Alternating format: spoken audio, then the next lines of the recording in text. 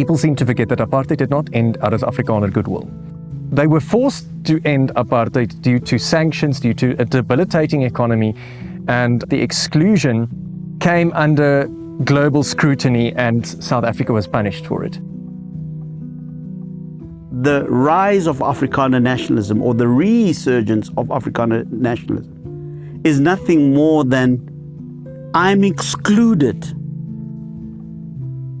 I am persecuted, even genocided, and therefore the whole idea of democracy, pluralism and so forth is actually a sham. Even the term Afrikaner is polemical to begin with because of the fact that even though it has been constructed as something that refers to a white Afrikaans speaking person, I think the irony is that the initial Afrikaners weren't white. And I wish I weren't the one sitting here having this conversation, but I believe someone has to.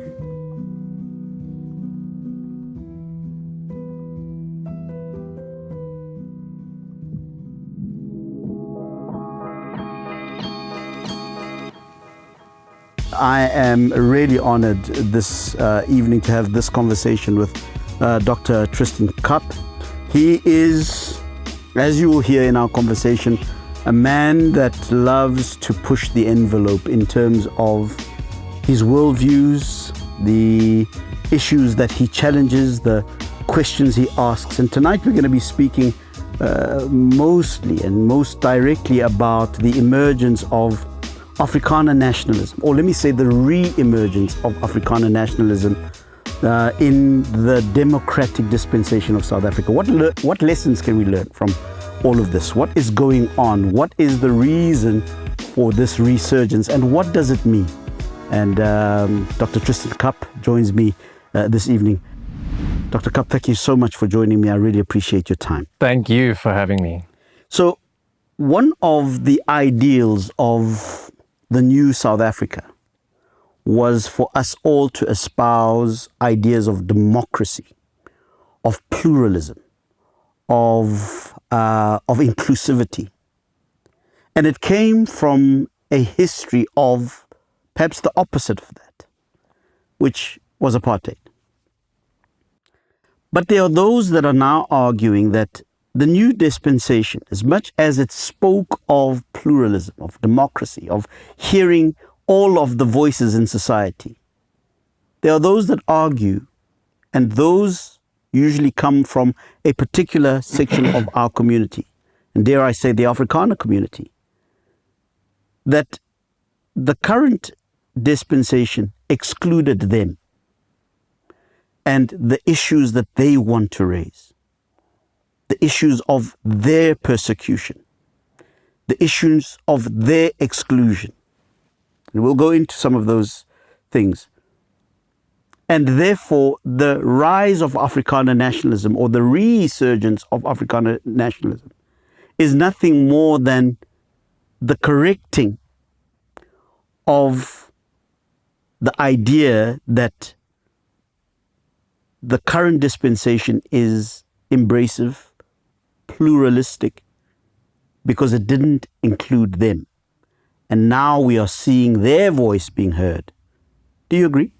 I think to a certain degree, whether we like it or not, their voices are being heard, but I don't think in the most constructive of ways. And I think it's because of the fact that it is rooted in a form of equality. Because, I mean, if you go back to coloniality, we already see, especially as Herman Gilumir, a prominent Afrikaans historian, studying the Afrikaner people, notes that there was already an issue of gelijkstelling, of equality, of Afrikaners, or burgers as they were known back then, struggling with the idea of being equal to slaves and those they considered subordinate. I had a lovely conversation as well with my Uber driver on the way here, who basically told me about this idea of how religion in and of itself was used as a form of a colonial tool to begin with, where he said that, and he used the fascinating example of comparing it to science, where he said that the first things that were translated in African languages was not the science books,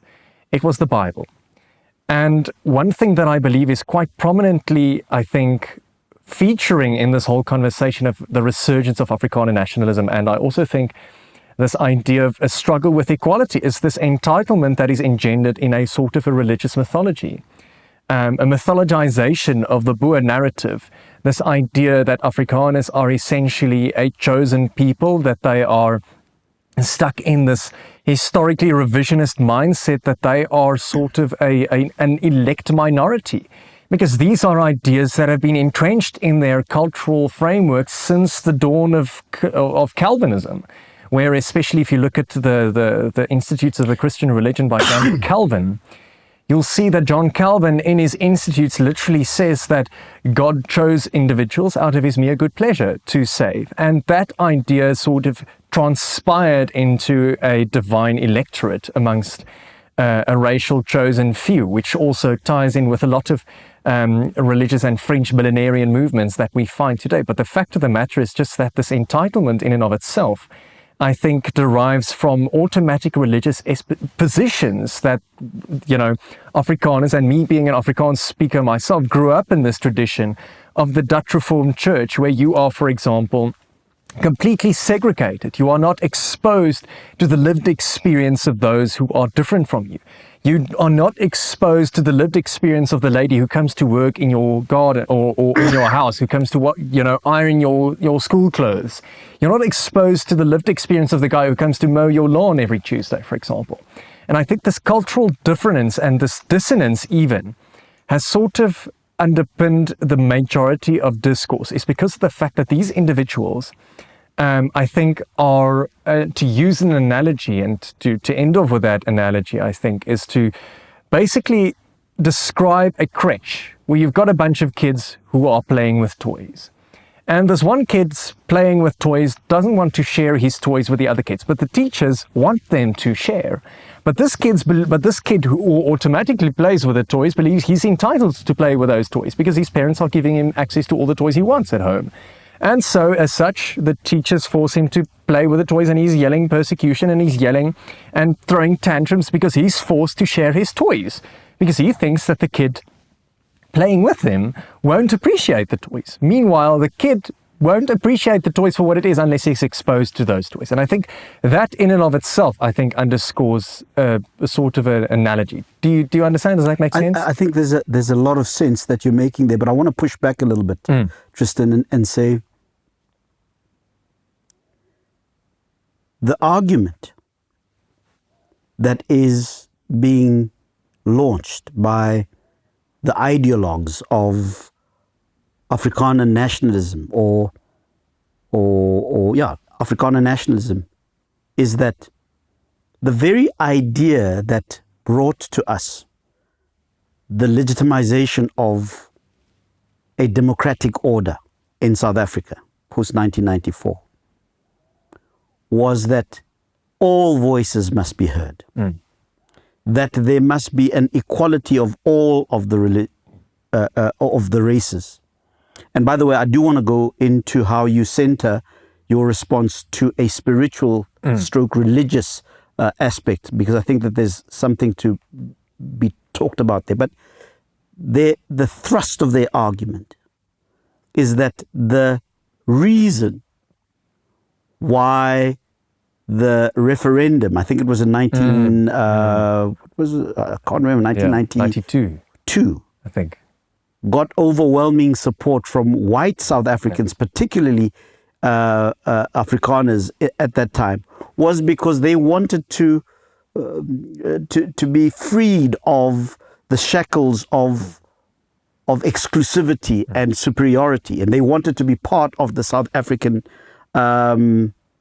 milieu and society, and that the new dispensation betrayed that ideal by centering black people in the transformation process, and inadvertently created a situation where white people were excluded. Now, I have a theory as to why that would take place. I think it's a theory that is held by many South Africans. But I'm interested in the psychology that says, I'm excluded I am persecuted, even genocided, by the very system that I supported because it spoke of humanizing me as an Afrikaner, as a white person. But the reality for me as a white person, and as an Afrikaner specifically, is that I've been excluded from all society, from all commerce, from all economic activity and political activity in the way that I want to be represented. And therefore, the whole idea of democracy, pluralism, and so forth is actually a sham. And with the rise of somebody like Donald Trump, for example, and the power that he wields in all of those spaces, economics, politics, militarism, that voice has found amplification. And it appears to me that you are pointing to certain religious worldviews that have given impetus to that political complaint.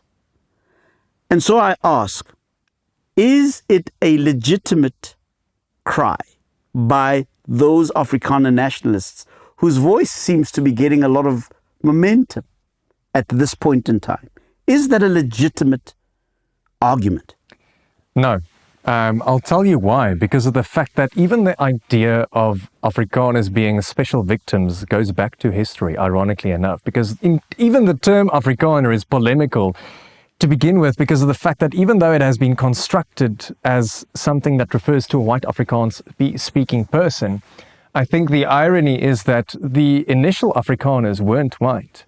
Not at all. But the fact of the matter is just that the first time Afrikaner was ever used by a white man was in the 1700s. I can't remember the guy's exact name, but he was a teenager, a drunk teenager, who with a bunch of his friends ran through the city with on a bunch of horses and, like madmen, and completely, broke stuff, I suppose. And, he was punished by the local judge for what he did. And due to the fact that he was intoxicated, it's, riding on a horse through a city is like similar to drunk driving back then. But the idea of it is that he was rowdy, he was causing a disturbance. And eventually, after he was punished and sort of, I think, what's the word? Chastised. Yeah, chastised, but also there's another word where you get kicked out of society, banished even. I don't know if that's the correct word. But the fact of the matter is just he was punished. And he then proceeded to yell. Yeah, ostracized. Exactly. He yelled the sentence, "Ik ben een Afrikaner."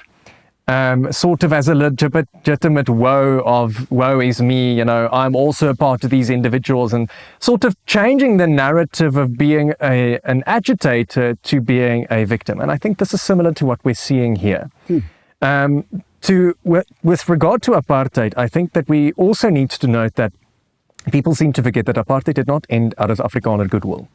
I don't think that Hendrik Verwoerd and Evie de Klerk and them ended apartheid because they wanted to. Perhaps a minority of Afrikaners, white Afrikaans speaking individuals, felt the need to end apartheid, and I do believe there were quite a few good of them. But the fact of the matter is just that the majority didn't want it to end, and they were forced to end apartheid due to sanctions, due to a debilitating economy. And I mean, you know better than I because you grew up in that space. But I think that the fact of the matter is that the exclusion came under global scrutiny and South Africa was punished for it. But at the end of the day, in post-apartheid South Africa, this reverse victimhood is simultaneously not a legitimate argument purely because of the fact that it is merely illustrating Afrikaners as special victims. It's sort of an approach to seek legitimacy where the white man is again at the top of the food chain. This idea of Afrikaner nationalism even is entrenched in certain earlier historical manifestations, such as we see in Nazi Germany. Even Ben Foster acknowledged it in a speech. I believe there was a student who wrote a speech at the University of Cape Town in the early apartheid years about the freedom of speech and politics and inclusion in the university, where he specifically noted in his speech that, where I believe John Foster actually said in his speech, or in a speech in the early 40s, that Afrikaner Christian nationalism is the same thing as we see, or where he basically said that Afrikaner Christian nationalism is called fascism in Italy and it's called National Socialism in Germany, which was at the very height of the Nazi regime in Germany. And simultaneously, we also see Ben Schoeman, who was a member of parliament at the time, who also noted in a sort of speech that said that the Afrikaner existence, or the survival of the Afrikaner, depends on Nazi Germany's victory. And even if you don't take that as sort of a pinnacle event, you can go to a brilliant blog called The Observation Post, where this military historian traces the history of the Afrikaner Broederbond, Ossewa Brandwag, and a lot of, or the Oxwagon Guard, essentially showcasing that there is a distinct relationship between the Afrikaners and Nazism, where they even had the South African Nazi Party, where they incorporated the old flag of the Afrikaners into the swastika of armbands. Not just that they have the falcon, I think they call it the Reichsfalcon, that was used during Nazi Germany, but simultaneously the Oxwagon Guard used that same armband, a green armband with the Oxwagon. You can even see it at the Voortrekker Monument today. And so I think there's a complete and historically divergent way in the way people interpret history in South Africa. And I think it is owing to certain institutions in Afrikanerdom that has primed the mind and the identity of Afrikaners to be a sort of a divine elect few. That I think requires decolonialization. And I know this is a buzzword that a lot of individuals, and especially the Ernst Lutzes, the Gallicriels, and all of them hate, because of the fact that it requires distancing yourself from a preconceived epistemology of that you are a chosen individual. And to also conclude, it started even earlier, before the Nazi regime and apartheid. It started with the Geloftedag, the Day of the Vow, which is celebrated and sort of, again, another facet of mythological identity added to the Afrikaner construct of selfhood, where the Afrikaners were seen at the Battle of Blood River as God's chosen, in the fact that where Pieter Tief and all of these individuals, believed that if they delivered a vow, that God will protect them from the evil Zulus. Whereas history, even historians today, are constantly reframing the narrative of the fact that, okay, let's acknowledge that they were not indigenous to the lands and that they were invaders, and the Zulus, being native to the land, only reacted naturally, as you would, for example, expect the Sentinelese tribe would react if you arrived. That happened to that Australian missionary a few years ago, where he arrived at the Sentinelese island and was killed, which is the same way as what happened with the Zulus and the Boers, who essentially were seen as settler colonialists, who, according to some historians, Pieter Tief and his sort of groupie tried to sort of sign an agreement, get Dingaan to sign an agreement where he would have to do away with his land. And essentially, after that, Dingaan got word that he was to be killed, and so decided to react preemptively. And the Zulus were quite known, according to history, for their military prowess and their strategy.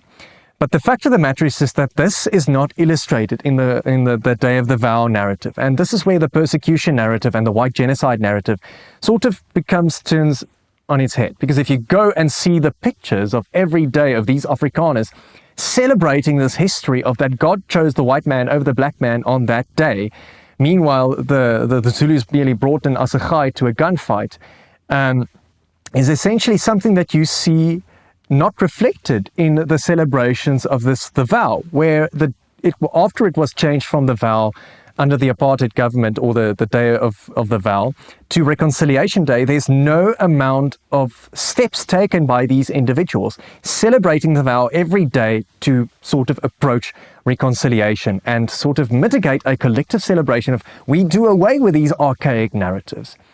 And unfortunately, if you want to understand and the Afrikaner. And I think Afrikanerdom, and I think a lot of people especially, but I think specifically Afrikaans-speaking individuals, there's a very close intertwinement with religion and spirituality and the identity of Christianity and white Christianity, even in of itself, thanks to institutions such as the Dutch Reformed Church and the Reformed tradition, which introduced Calvinism and Kuyperian theology. Abraham Kuyper, who introduced the Dutch theology, was one of the very first, I think, figureheads that inspired apartheid to begin with. He invented the system of spherical independence, that, people can be separate but still work towards the common good. And I think that if you combine it to, for example, the Huguenots and the Protestant Calvinism and the doctrine of election, you see that this idea of entitlement and election is consistently, in addition to separation, entrenched in the Afrikaner idea of himself. And so how do we address that without addressing the roots of where this comes from? And I think that with regards to history, we see this not only being tied into religion, but religion as a political force, which is not only prevalent in Afrikanerdom, but you can see it in antiquity with Greek and Roman emperors who believed themselves to be sons of gods to sort of solidify their authority. Because if you are, the bourgeoisie, who would you criticize then? If this emperor came and told you, you're not literate, and very few Afrikaners were at the time of coloniality illiterate, how would you interpret that? If an emperor or a king or a president or someone came to you and told you that you need to adhere to him because he was put there by God, you don't question it because you believe in God and you were taught to fear this demiurge. And so this entire narrative even has been entrenched into Afrikaner identity and sort of flows into politics where they still seek a modicum of legitimacy, not only as Europeans, sort of legitimizing themselves into this Western construct of election, but also simultaneously sort of cozying up to Trump, who sort of shows up as a strongman, as the sort of pathway to legitimacy, not only as pure blood whites and Europeans, but simultaneously as the divine chosen nation who has a special status among certain governments or certain individuals. And I think a lot of these individuals who have this apartheid nostalgism sort of see him as that very access to restoring them to power. There's especially, and I'll conclude with that, a guy that wrote a book, Helgaard Miller, not the rugby player, but a very weird Afrikaans guy, whom I discovered on TikTok, who wrote a book called Donald J. Trump, the Son of Man, the Christ, where he specifically creates this mythos, this evangelical mythos, which you also see in the United States, in America, with a lot of the evangelicals attributed to Trump as a sort of a messianic figure, sort of replacing Jesus Christ, similar to what we see in Islamic theology, where the Mahdi is sort of on par, or Muhammad is similar on par with Jesus Christ, as sort of a redemptive figure. And so Donald Trump, in the Western Christian and I think nationalist imaginary, becomes on par with Jesus Christ, and where the whites in and of themselves, the Afrikaners, perceive themselves as this Israel group that are oppressed, that have been subjected to oppression, purely because they've been interpreting the lens of society through this mythologized lens and through this mythologized glasses, and have no idea what it means to suffer. You seem to be suggesting that the doctrine of election, of exclusivity, is at the heart of the Afrikaner identity. Yes. The idea that we are a chosen people. Yes. Divinely so. Yes. By God. Yeah. Which ends all debate, quite frankly, because, I mean, who's going to argue with God, right? Precisely. But that doctrine is not only found amongst Afrikaners. That doctrine, or that idea, is found amongst all groups, whether they are national groups, ethnic groups, that they are somehow a herrenvolk.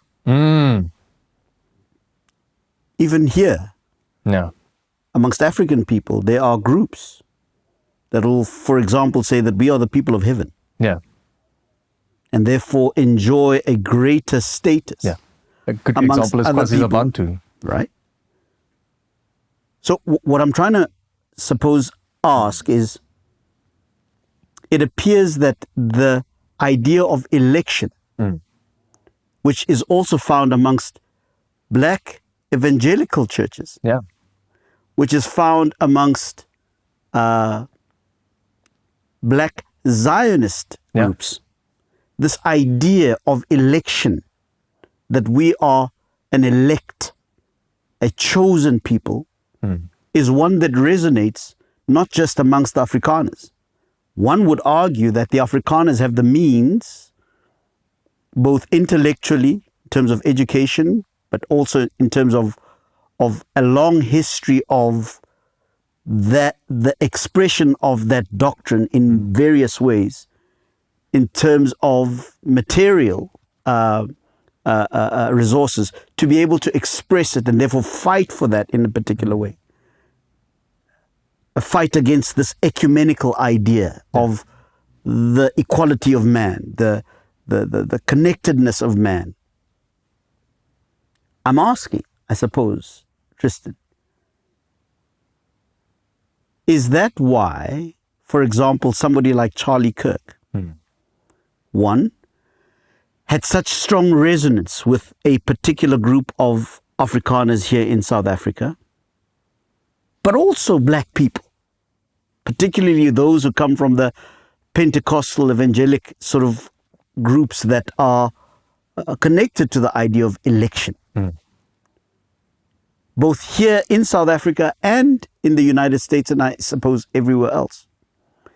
It appears to me that the idea of election creates or spawns a particular type of person, regardless of what color they are. For our conversation right now, we're talking about the Afrikaners. But it sounds to me like the idea of election versus the ecumenical movement is what is at play here. See, the thing is that there's definitely possibility, or not just possibility. I've found that in my research too, that there's a lot of cross-pollination about these ideas. There's even Hindu nationalist groups as well in India who sort of espouse that narrative. And you've even got certain, I believe, extremist factions within Islam who sort of espouse that narrative. You talk about the Hindu sort of aspect.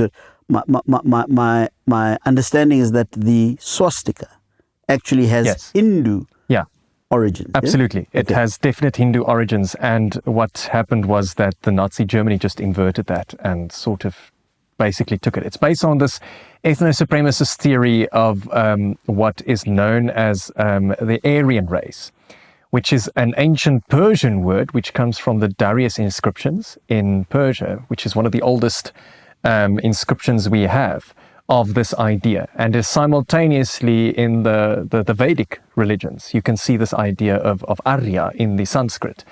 But these ideas of Aryanism has very different meanings to what was interpreted by the social Darwinists of Europe of the Second World War, and before that, when the idea gained traction. Because of the fact that idea was mixed with this idea of ideological and ecumenical chosenness. But the fact of the matter is just that the Aryan priesthood, in terms of the Persian sense, refers to royalty, in terms of the Persian royalty, where Darius himself refers to himself as a Persian of Persians, a royal of royals, an Arya in the original, cuneiform. But then, of course, you've got to the Sanskrit, where in the Vedic traditions, you've got this Arya, this idea of being a spiritual sort of ideal, where the spirituality narrative of that becomes a sort of closely tied to the Vedic traditions of asceticism, which is the abstention from the physical world to sort of attain a form of nirvana. But the fact of the matter is just that beyond these things, there is absolute cross-pollination between these ideas, because all religions in and of themselves, in a certain degree, have nationalist groups that espouse these narratives. But what my particular focus is, especially with regards to the Afrikaner, is that not to sort of create a whataboutism in terms of this idea, is to focus on how this election doctrine manifests within the Afrikaners. Because where did the evangelical churches in Africa get it from? Remember that the evangelical tradition in South Africa came from the Word of Faith movement, which was introduced by Ray Macaulay. Where was Ray Macaulay taught? He was taught at a Bible school in the United States, in Texas, which is basically known as the Bible Belt. And then you've got this idea of this evangelicalism, and I believed I also engaged in a paper about that, where I describe of how religion in and of itself, this evangelicalism narrative especially, that is found in Africans, especially the Zionism particularly, is a form of whiteness, basically used to legitimize the power deficit between an oppressed people and the oppressors. Because of the fact that once again throughout history you see the Bible, even in terms of coloniality. I've had a lot of conversations with white supremacists who believe that even in South America, when Hernan Cortés arrived, that the Aztecs interpreted him as a white messiah, because of the fact that I had this conversation with a white supremacist, where he basically said that the Aztecs and the Africans were taught everything they knew by the white person. And this sort of revisionist historical narrative is not sort of substantiated in any logic necessarily, but it is very much imposed on this doctrinal ideology of certain individuals are more, are more equal than others, like George Orwell says in his book Animal Farm. The chosen nation. Exactly. But then again, when it comes to the political aspect with Charlie Kirk, you dive into a different realm of philosophy and polemics. And I think there's a French philosopher, Foucault, who had an interview with a British journalist called Paul Rabineau in, I think, 1984. The interview is titled Politics, Polemicism and Populism, where I think populism plays a big role.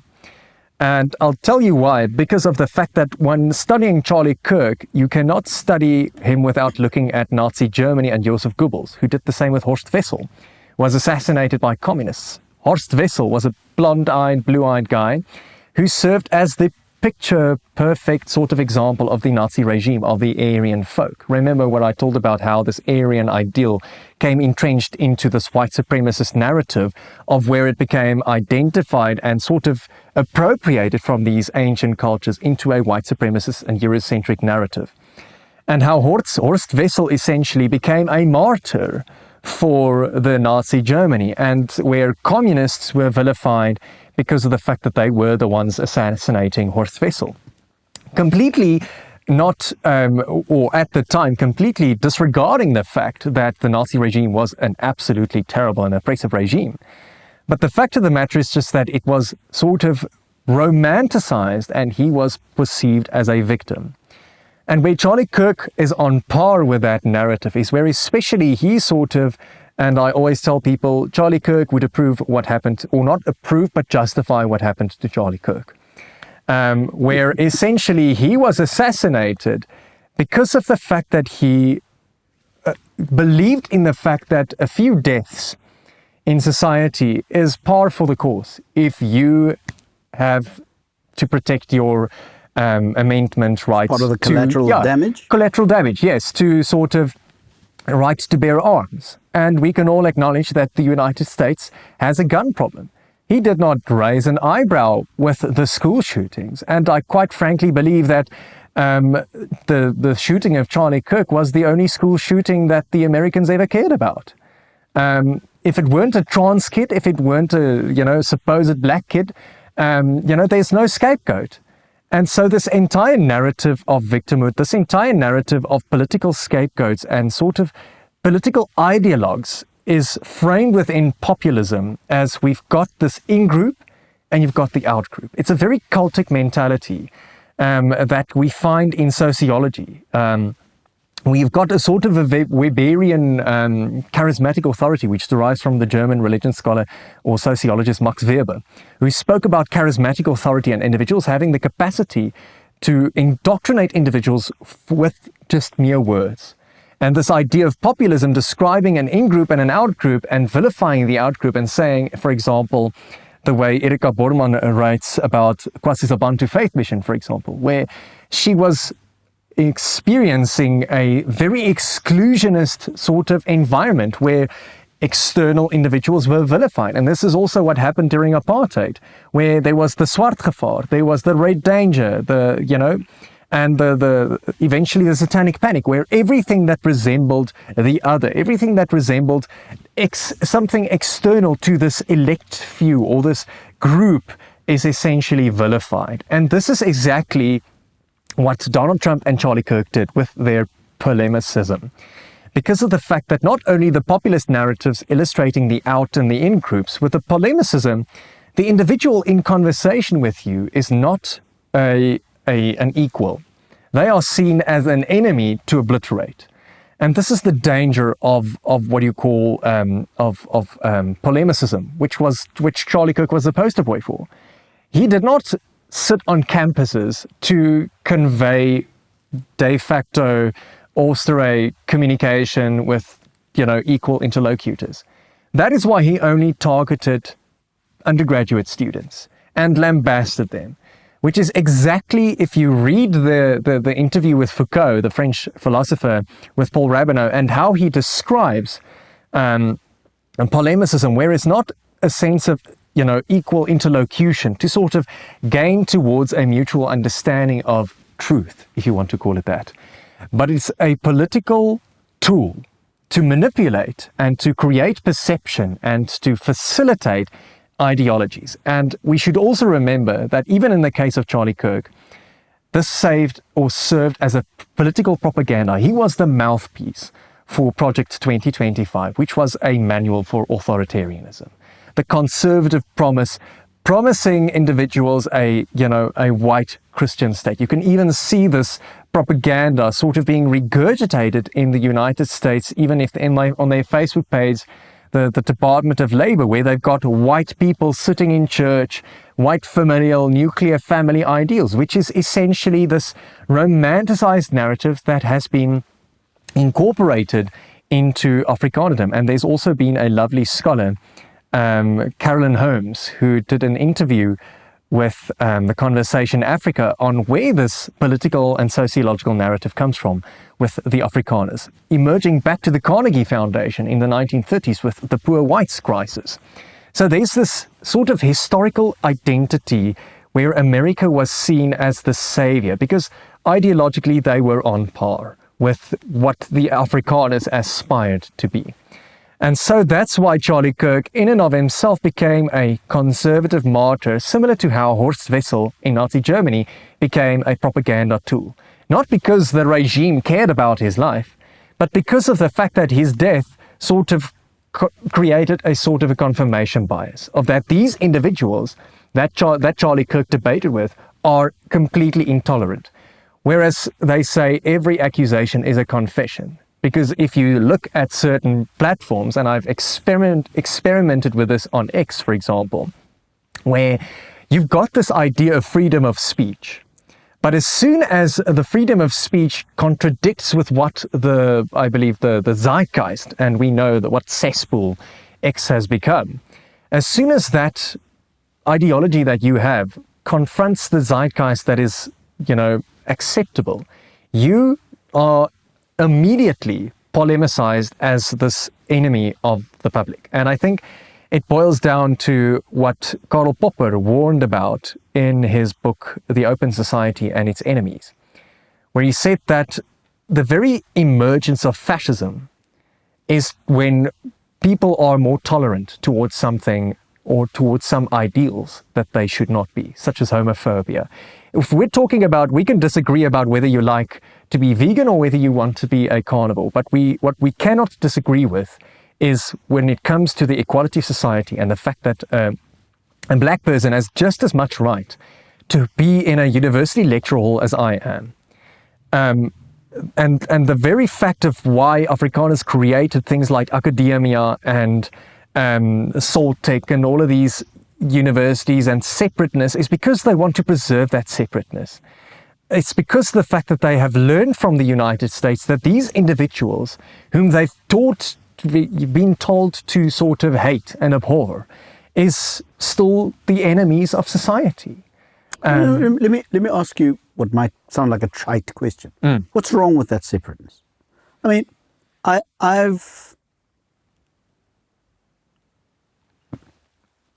look at Orania, for example, or Kleinfontein here in Pretoria. And there have been arguments from some people that said these people are trying to keep themselves separate and that's wrong. Oh, why not? Why can't they just do what they want to do? And those of us who don't want to subscribe to the idea of separateness do what we want to do. I think, obviously, and I think the Constitution makes freedom for that. In one of our basic fundamental human rights is freedom of association and freedom of speech and all of that. And I do think that absolutely they have the freedom to do that. But I think, is it constructive? No. Is it constructive to or is it feasible? No. I think that the whole point of living in South Africa, and the one thing that I love about South Africa, and I've been to Europe, where it's exclusive white, it's dreary, honestly. I prefer South Africa with its multiculturalism, with its integration, because of the fact that you get a unique point of view that forces you to sort of move beyond your own epistemic frameworks. And I mean, if you want to be separate, good for you.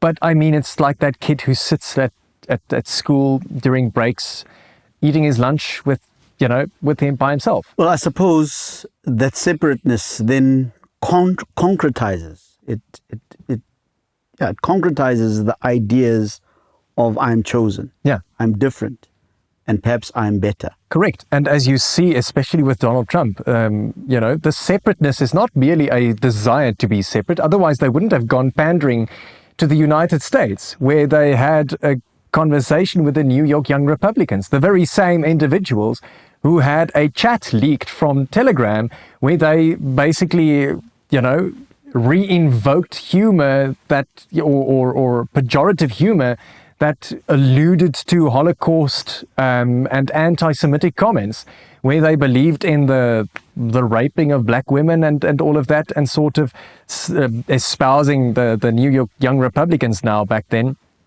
Earlier last year, the story broke where they basically espoused that they will joked about the fact that everybody who does not vote for them, they will send to the gas chambers. And yet these are the individuals that are pandering to them. It's almost as if people are deliberately ignoring the parallels between these ideologies. It's not this issue of self-determination. It's the issue that the idea of self-determination is not just inherently religious, it's inherently political. It's inherently segregationist. It's inherently the political philosophy that gave birth to apartheid, which we saw did not work. I mean, look at where we are. Let me go back to the idea of the nation that is the Afrikaner folk, which didn't exist 200 years ago. No. Part of the ideal of separation is to create a shared identity, therefore a nation, a folk, which didn't exist 200 years ago.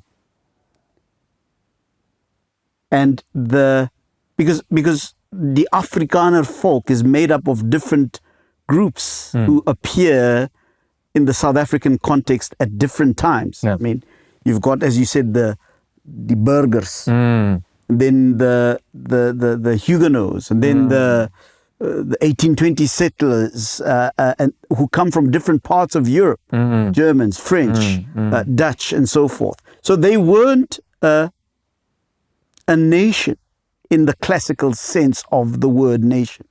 They become a nation as a result of certain South African,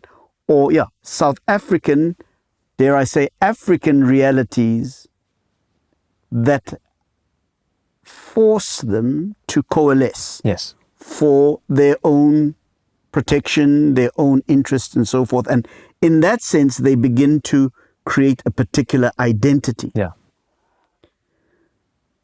The very idea of Afrikaans as a language is in fact something that came from the language that was spoken by The Cape Malays. by the Cape Malays, by the enslaved people who came from Malaysia, Africa. Here in South Africa, the people that are now called the Khoisan, which is a problematic term altogether, but for our conversation, we'll continue with that terminology.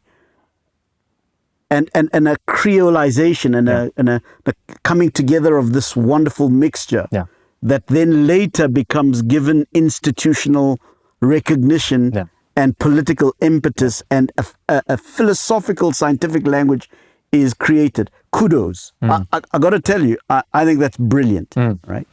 The political will to create that kind of reality is something to... Yeah, it's definitely... It's something to admire at a certain level. And so a folk, a nation is created. But if you look at the ingredients of this nation, it isn't the organic sort of process of an ethnic group or a nation, classically speaking. No. The question that I want to then ask is, to what extent, and by the way, that nation becomes very well coordinated and creates a paradise for themselves in this part of the world. Resources and so forth. Creates them for themselves a particular paradise. To what extent could it be a matter of the desire to continue this idea of a nation, of nationhood, with the ability to harness the doctrines of election, the doctrines of separateness that are embedded perhaps in a book such as the Bible, the Torah, the Quran,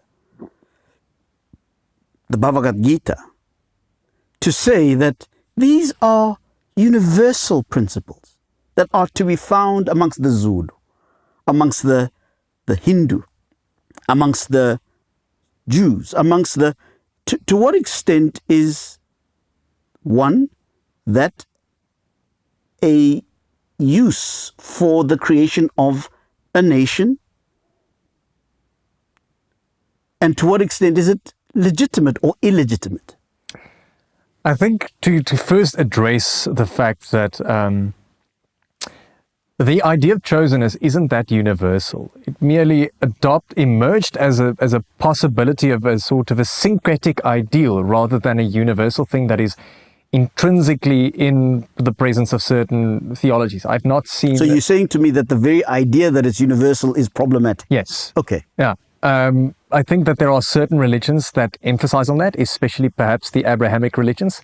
I've not studied that extensively, the other philosophies, but in my brief encounters with the Bhagavad Gita, I've not seen a similar sentiment being held, as opposed to, for example, the explicit ideas that is present in the Hebrew Bible or the Tanakh that, for example, says that you are a chosen nation being separate, where there are numerous times in that texts where the Israelites, which was not even a nation in and of itself, it was a religious social construct that essentially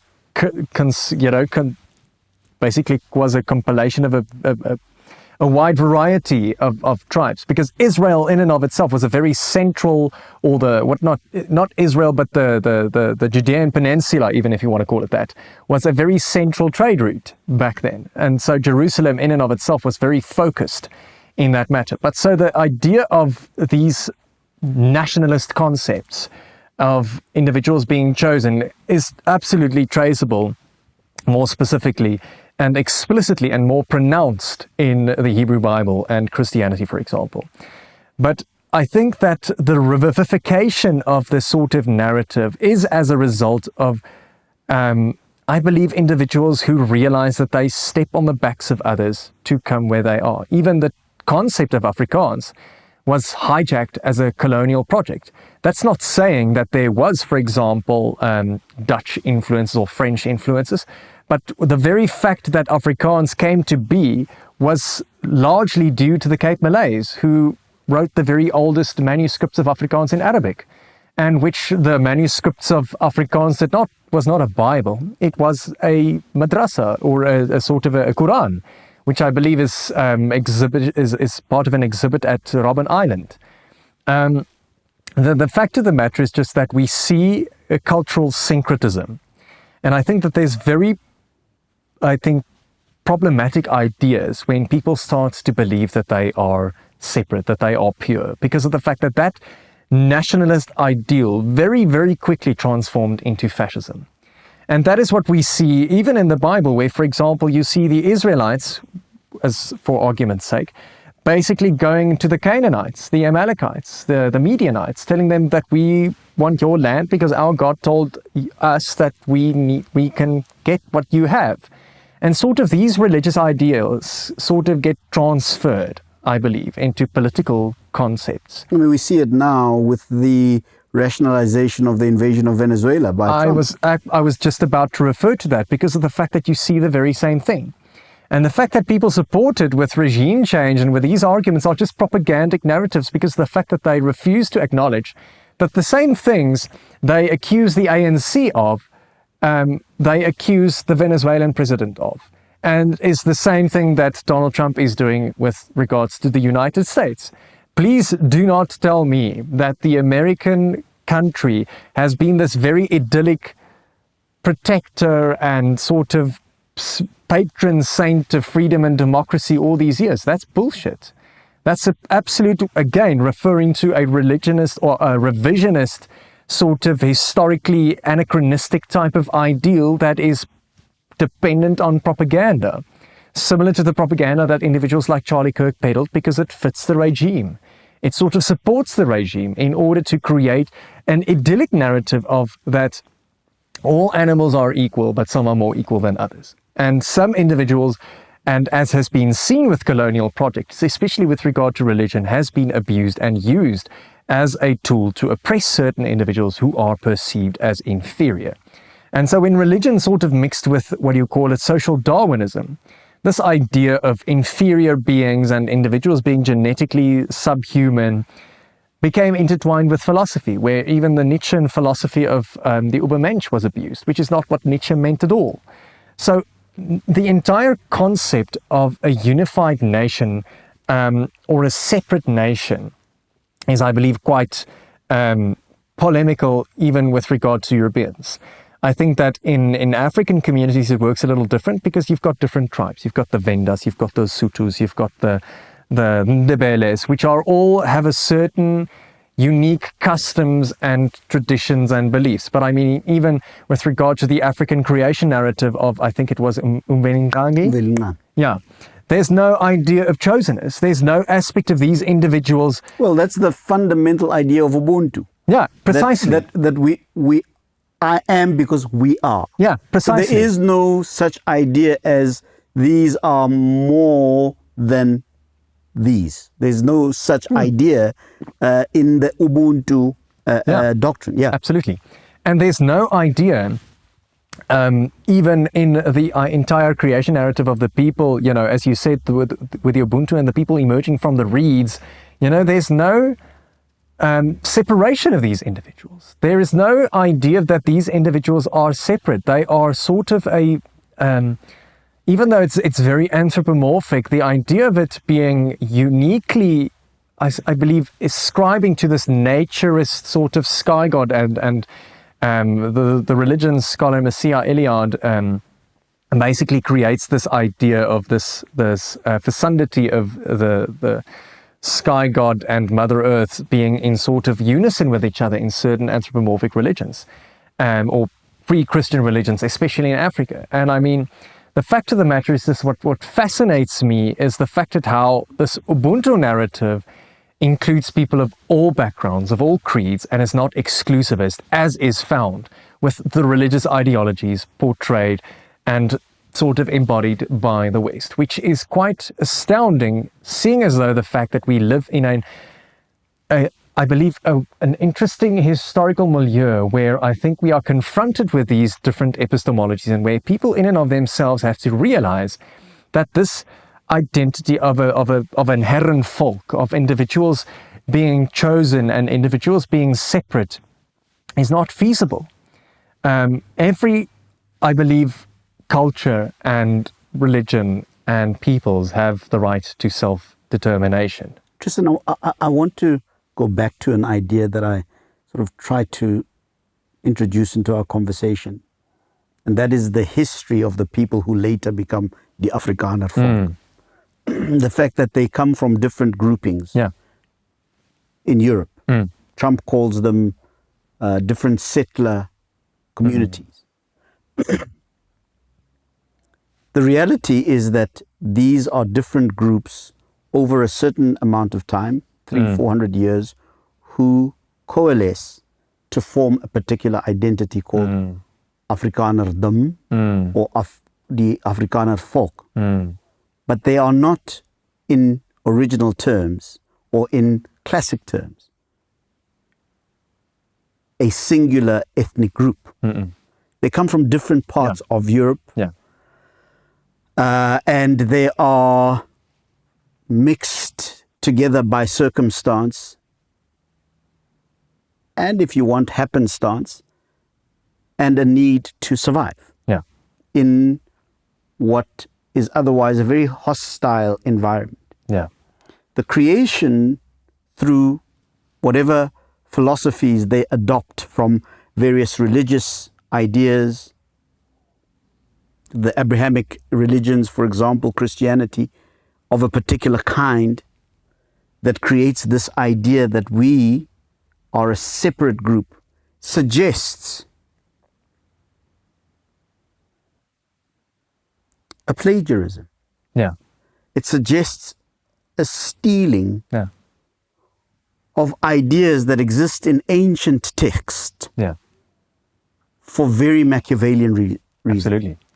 It's absolutely, as you say, a form of plagiarism and a form of what's the word called? Appropriation even. Because a lot of the things that I believe Afrikaners or the Boers or the burghers as they were known back then appropriated to themselves, such as Bobotie, even as a Cape Malay thing. Potjiekos was a Dutch thing.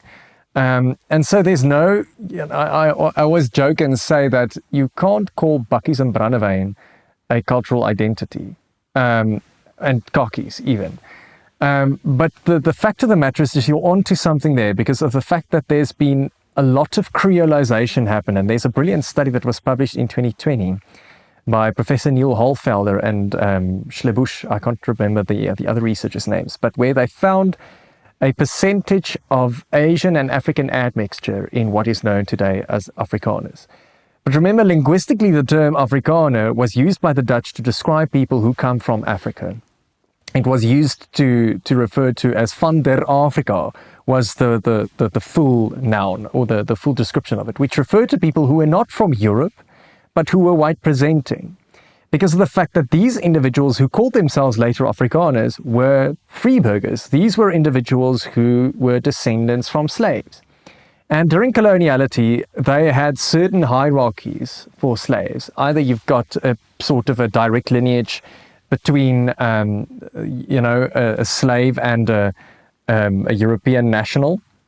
And then, of course, you've got descendants from both who were slaves, or you've got a descendant from a white mother and a black father, that sort of thing. And so that determined your status back then. And simultaneously, the Afrikaners were later known, aside from being burghers, the English called them Boers, because they were agricultural people. They came to farm on the lands that they basically adopted or got after moving away from the Dutch and French colonies, because of the fact that the Dutch actually invited the French Huguenots into South Africa to fill up the Cape colonies, because they didn't have enough to protect themselves against possible aggression that might take them away. So I think that, as Herman Gillemier also states it quite nicely, is the fact that the Afrikaner ideal, the white Afrikaner ideal, oscillates between being an oppressor and the oppressed. because of the fact that we also need to recognize that the Afrikaners were oppressed by the English, shoved into concentration camps alongside black folk, which is also something that is never talked about, which is also something that is very, rarely highlighted in the fact of how, the English under Lord Kitchener didn't, from the outset, shove them into concentration camps with the idea to genocide them or to systemically eviscerate their bloodline. The fact that they died in concentration camps, or what was known at first as internment camps after the scorched earth policy, was merely because of the fact that they were essentially fraught with neglect, overcrowded. And the British thought that they would intimidate the Afrikaners, who were constantly beating them in wars, by targeting their children, their staff, or their slaves. They thought by targeting their families and their vulnerability in their lands and their livestock and everything, they would essentially beat the Boers, which was essentially not possible because of the fact that the Boers were quite formidable opponents on the battlefield. But something that was quite notable when Lord Kitchener, and I believe Christie van der Westhuizen wrote an article about this, Professor Christie van der Westhuizen wrote an article about this in The Conversation Africa, where she said that whiteness in post-apartheid South Africa or Afrikaner identity in post-apartheid South Africa remains stuck in whiteness. And once we deconstruct whiteness, it's not necessarily something that restricts itself to a mere ethnic predisposition necessarily, but it comes down to this idea of economic privilege. It comes down to the fact of power imbalances. It comes down to the concept of colonialism and appropriating certain ideas into your own cultural ideology and sort of declaring that as superior is hegemony and revisionism at best. And this is how the Afrikaners has been sort of solidifying themselves and sort of thriving in society without really much of an Ulster identity outside of their religion and the color of their skin. Like, for example, in most instances where I engage in these debates, I'll have white people tell me, you hate everything that is white and you are ashamed of your skin color. And I've never thought about it that way because of the fact that if your identity consists of your skin color and your religion alone, I think that perhaps gives way to this idea of a separate nation and a herrenvolk, which in and of itself is not really very unique because of the fact that if you are a bastard nation trying to find legitimacy between being the oppressed and the oppressor, sort of creating and sort of becoming the very oppressor that you became oppressed under is similar to becoming the bully that after you were bullied. So I think. But is that not the accusation that some political ideologues within that emerging Afrikaner nationalism are accusing the current dispensation of? To say that these are the former oppressors who have now become the oppressors. We are being genocided now. We are being kept out of commercial opportunities through 150 million laws. We are race laws. We are not allowed to express our identity and our desire to be separate from everybody, which ought to be our right because the Constitution enjoins us to that to that ability. We are made to apologize for being white by doctrines such as critical race theory, as some of the ideologues have suggested. We are persecuted in that sense. Yes, it's not classical genocide as what we saw in Rwanda or in Gaza, but it is a cultural genocide that is trying to obliterate our identity and our nationhood as Afrikaners. And that is why we are going out to the rest of the world to tell the world of this new type of oppression. It might not necessarily fit the bill of the classical oppression as popularized by the anti-colonial liberation movements of the whole of Africa, but it is an emerging form of oppression, of genocide. It might not be genocide in the sense that millions of us are being killed, but it is not just a killing of the body, but the killing of an identity and of the mind, of an expression. I mean, you've heard the story. So my question is this not rooted in a desire to survive? In other words, here are a people that came to this continent, escaping the oppression of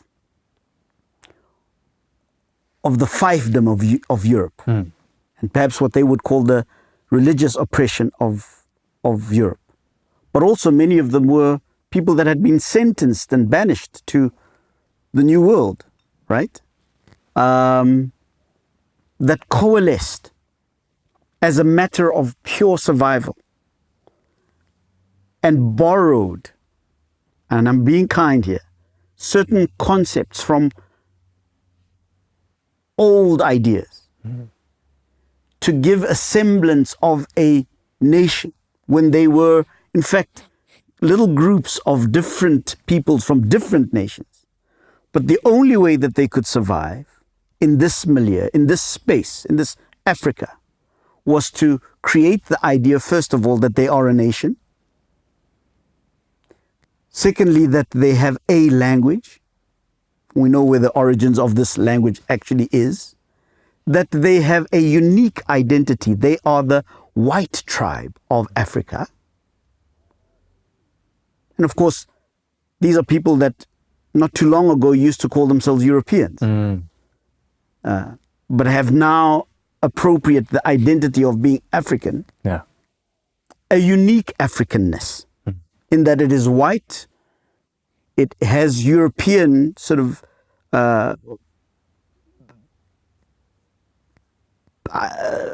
concepts embedded in this idea. So it's African, but not entirely African. But it's African because, identity is fluid. And therefore, we exist by divine appropriation. We have been created by God. And for that reason, we are God's people. Look at the odds against us. But here we are. We are obviously God's people. Look at how we can build a university in record time with a budget, on budget, in a political and economic context where there is corruption, there is all of those kinds of things. But here we are, we're doing this. Surely you can see that we are the chosen people. We can create a little enclave in Orania that is functional. Look at how we are so functional. And so you can see that we are God's people. You can see, the empirical evidence is there, Tristan. So why won't you give us a chance to govern? And let us govern in a way that is going to benefit everybody. We have seen the fault of apartheid. We will now govern in a way that is inclusive of everybody, because we've seen that apartheid doesn't work in that sense. But you can see we can run things because we are of God. We are anointed by God to be excellent. And so why are we not being given the chance to govern when you can see the empirical evidence of our excellence? I think the empirical evidence of excellence is rather romanticized to begin with, because of the fact that to believe that everything is hunky-dory in places like Orania is simply a myth, where, for example, I remember there was an incident of a little girl being murdered there.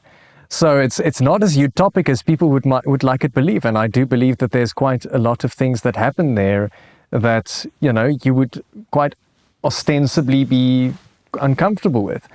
And I think that in the same stance, a person such as myself won't be welcome in Orania, for example, because of the fact that I don't consider myself an Afrikaner, nor do I consider myself a Christian. So I think that there are very exclusive narratives with regard to that identity politics. But simultaneously, why, if we're talking about the excellence, why don't we talk about the pyramids?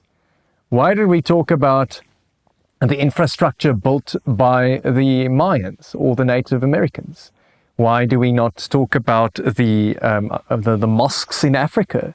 One of the oldest structures that, and even the Taj Mahal, but most specifically the Egyptian pharaohs or the Egyptian pyramids, which essentially is one of the oldest. Yeah, but that's antiquity. No, but you see, it's part of and I'm telling you why I'm telling it, because of the fact that it's part of this entire logic that roots excellence in output in society and civilization. Who taught the white people hygiene? It was the Moors. Before then, in the Middle Ages, the royalty in Europe shat where they stood. So that entire concept of hygiene was introduced to them by, non-whites. And where do we get the mathematics from that they used? The numbers that we have today was introduced by Muslims in the 12th century. So all of these aspects of excellence that is assimilated, yes, you can say, and I'm very cautious of saying that the Afrikaners or this ideology of Afrikaners' origins is monocausal. I think it's very dangerous to be anachronistic and simultaneously, in and of myself, be historically disingenuous.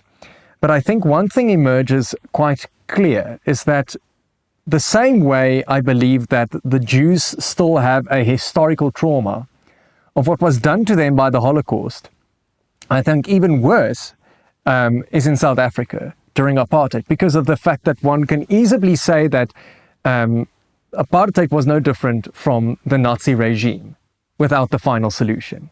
They had the ghettos, they had the Bantustans in South Africa, they had the separation and the segregation, but what they didn't have was the extermination.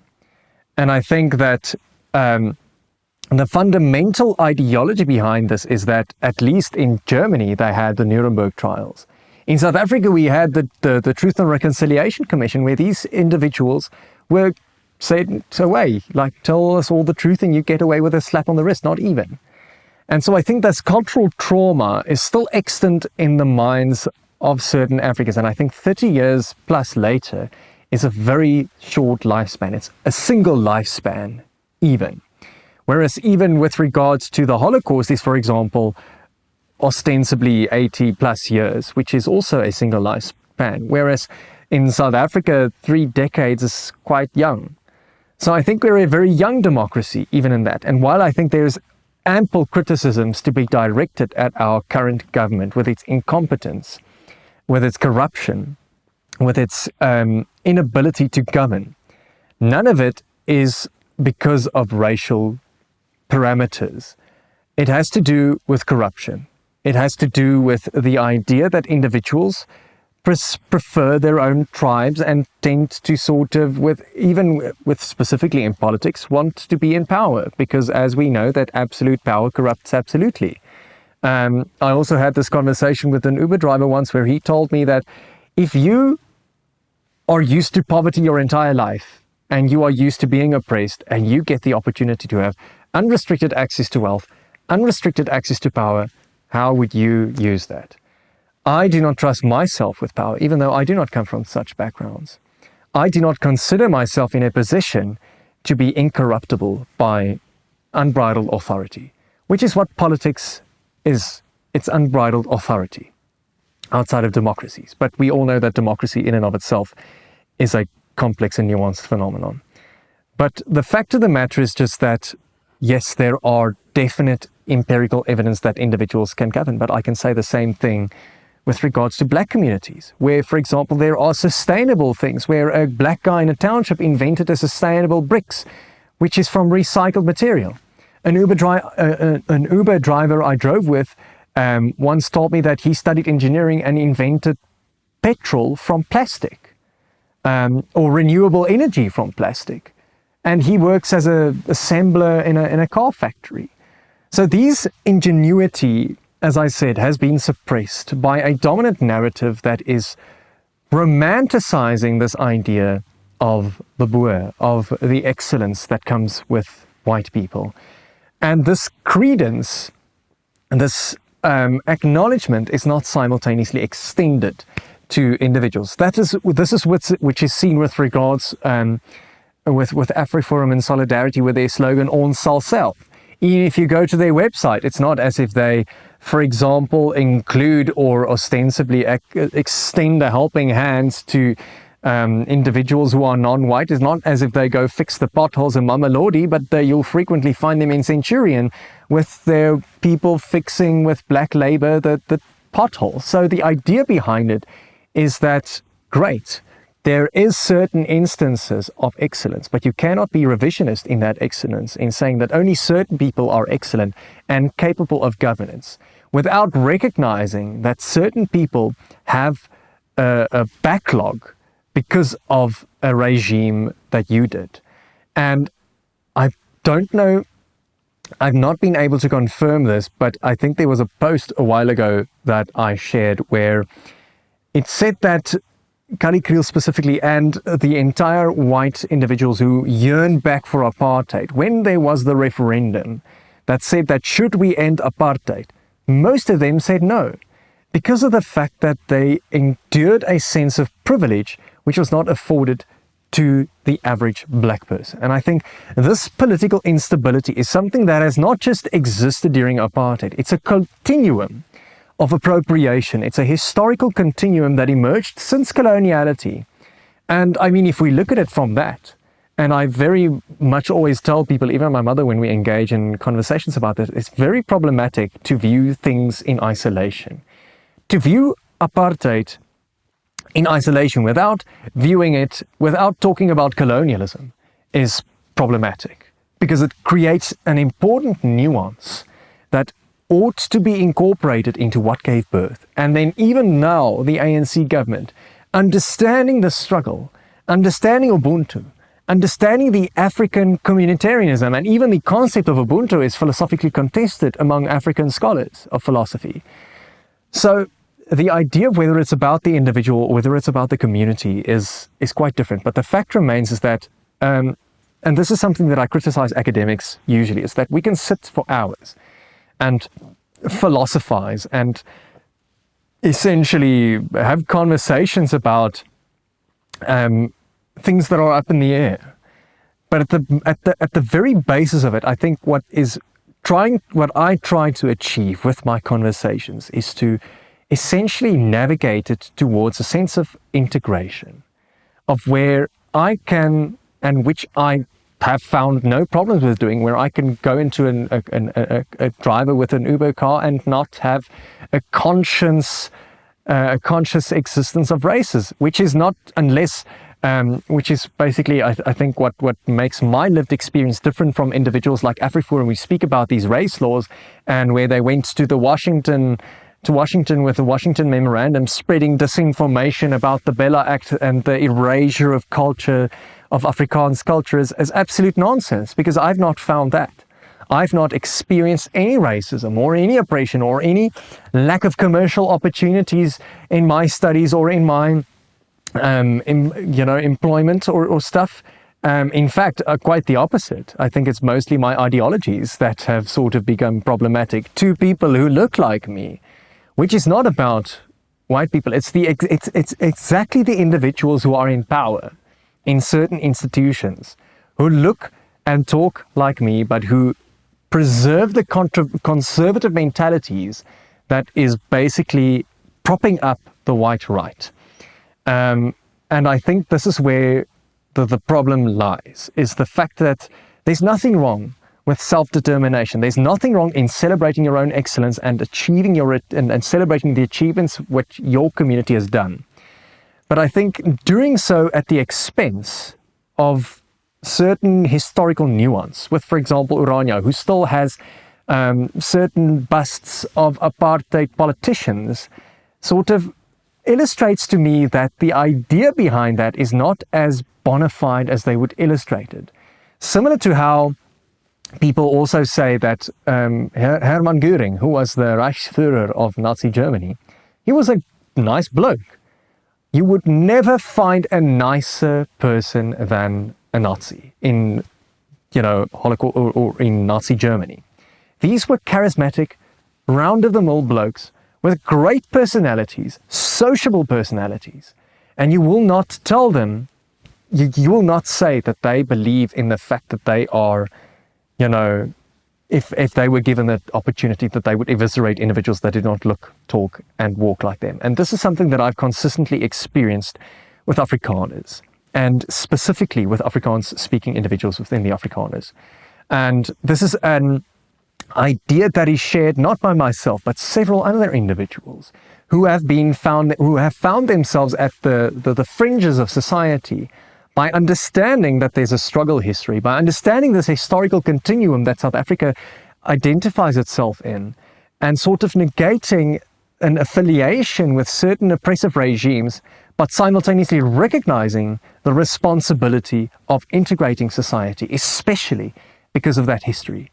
And I think, yes, nobody is forcing people to take responsibility for apartheid. Who did not ostensibly or de facto participate in the things. I'm born 3 years after the democracy.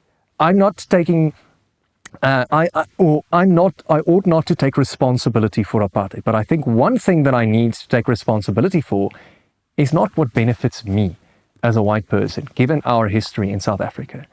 I need to take into consideration of the legacies that propped me up. The sort of race where, for example, there's a great video I saw on Facebook or on Instagram where it's about a guy that starts a race where a bunch of people start at the same starting line, but they say, if you were born in a household with a certain X amount of income, take a step forward. If you were born in a household with both parents, take a step forward. If you had experienced no form of persecution whatsoever, take a step forward. And I think as soon as that great equalizer emerges to these people who are the most vociferously persecuted or claims to be persecuted, they will very much realize that they are not persecuted. And if you have to say that you are persecuted, if you have to say that you're oppressed, I don't believe that you are. If you have to go to social media and vent on a platform and, shout at a person for, criticizing Donald Trump as a sort of a Mango Mussolini or dictator, I don't think it's quite probable to call yourself oppressed, because to have social media and call yourself oppressed, heck, I mean, there are individuals in townships. So let me ask this as my final question as we come to the end of our conversation. It appears to me that it is very easy to see all Afrikaners through the lens that we have discussed this evening. The reality is that that's not true. Correct.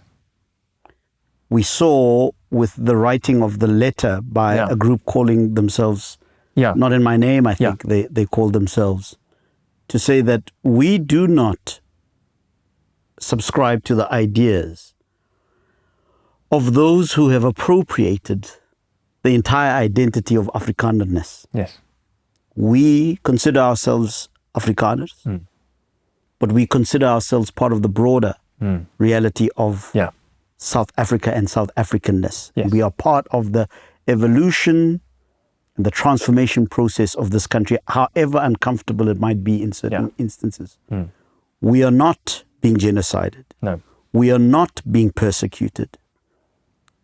In fact, we acknowledge the fact that we are privileged. Yeah. Is the narrative that was given by this group of Afrikaners. To what extent then is the appropriation process, the plagiarism process that we've been talking about that has created this very specific idea of Afrikanerness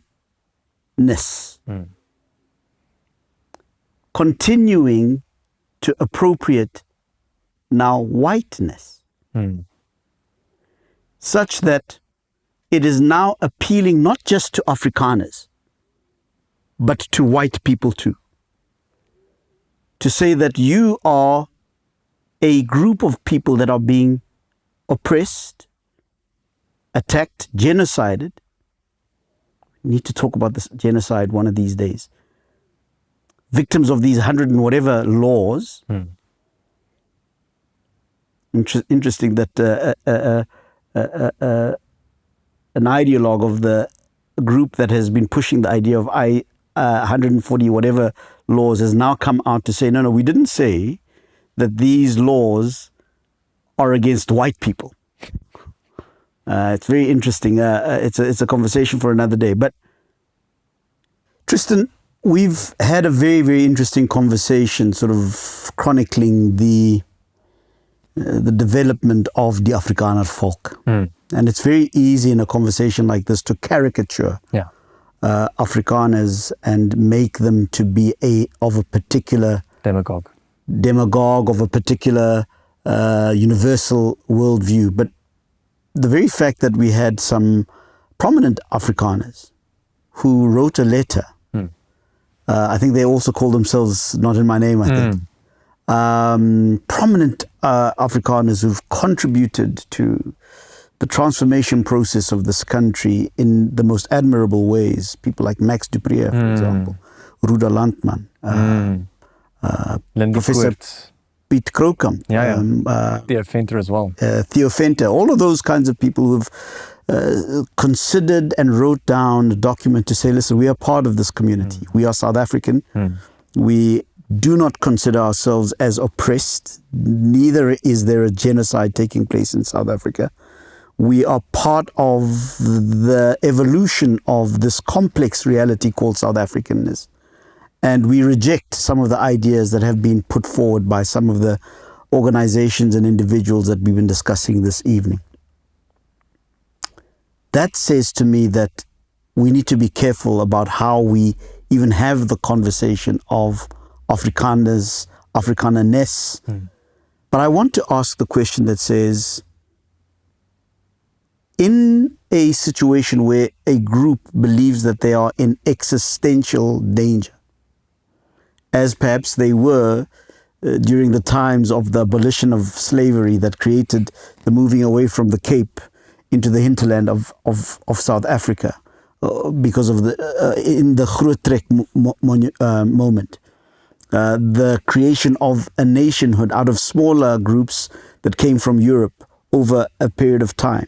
The appropriation of certain concepts and ideas in the Bible of separateness, of election, and all of those kinds of that created this idea that we are a folk. Could it be that there is now the move to appropriate whiteness, not just Afrikanerness, but whiteness, to be embracive of all who look like me? Might not have the same culture as me, might not speak the same language as me, but all who look like me, who might share the same feelings of fragility, of discomfort in a new equal society. Could that be the next phase of the process? I think the idea of discomfort is quite poignant. But I also simultaneously think that individuals whom I have great respect for, such as Max Dupré, Piet Krokam, Ruda Landman, and even scholars like Dr. Nick Koorts, I think, and Theo Venter, political analysts whose worldviews are very robust in terms of redefining this Afrikaner narrative into, I think, a South African identity, of recognizing that we are a collective and not a separateness. And I think that what ostensibly we ought to work against, rather, is this exceptional, of white people as exceptional victims of white fragility. Brilliant scholar, Professor Nikki Falkhoff, the chair of the Center for Diversity Studies at WITS, described it very nicely in terms of what she called white fragility in post-apartheid South Africa. This idea of that whatever this black majority rule has incurred is not this joyous sense of integration and democracy. Rather, it's this idea of no longer are we superior, we are now equal. And I think that when you are used to privilege, when you are used to being superior, equality feels like oppression. So I think that what we are seeing here is a narrative of a discourse. I think that one can easily associate these individuals, even though they're part of an older generation, which is quite disappointing to me, because I had hoped to see a younger bunch of individuals. I don't know how many of there are my age, late 20s, early 30s, but I've found that, these are the individuals that carry the conversation. And I'm wondering, and I'm hopeful, that this conversation leads to a broader integration and not again as a nationalist project. But I see them simultaneously as a sort of a reanimation or a, reincarnation of the Voelvrybeweging. Like the great Johannes Kerkorrel did during the apartheid era, and even Koos Kombuis. The OG legends who used their platforms and their influence as artists, as cultural icons to combat and sort of, again, assert this idea of not in our name. Even Dutch Reformed ministers like, what's his name? I forgot his name now. It's not MP van Wyk Loke, that's a writer. But there was a specific Dutch Reformed minister, I forgot his name now, who was quite prominent and was ostracized from his community because of the fact that he decided to... Bram Fischer? No, not Bram Fischer. He's got another name. Anyway. Yeah. So there were quite a few figures like him who basically, again, during the apartheid regime said not in my name. You're talking about Naudé. Yes, Beyers Naudé. Yeah. Yes. The very same. Yeah. And then there's also...